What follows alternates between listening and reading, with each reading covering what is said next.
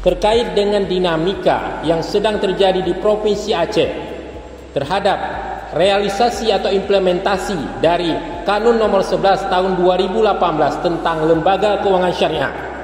Sidang Dewan yang kami muliakan, Kanun Aceh nomor 11 tahun 2018 tentang Lembaga Keuangan Syariah adalah peraturan perundang-undangan yang mengatur tentang kegiatan lembaga keuangan dalam rangka mewujudkan ekonomi masyarakat Aceh yang adil dan sejahtera dalam naungan syariat Islam.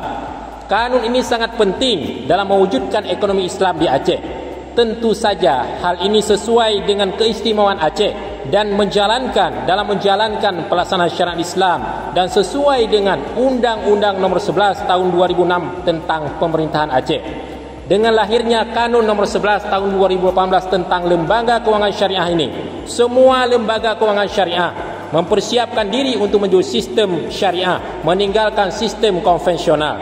Sekali lagi, Kanun ini merupakan kesempatan emas bagi Aceh, khususnya bagi Kota Banda Aceh, untuk membangun ekonomi umat yang berlandaskan kepada ekonomi Islam. Kita berharap adanya hambatan, tantangan tidak menjadi dalil dan kemudian dalih untuk menunda penerapan Kanun nomor 11 tahun 2018 tentang Lembaga Keuangan Syariah.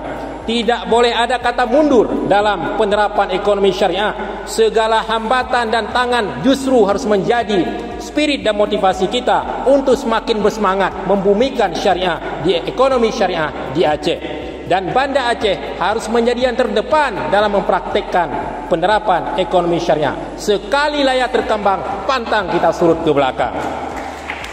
Karena apa? Karena Banda Aceh merupakan etalase dan model penerapan syariat Islam di Aceh.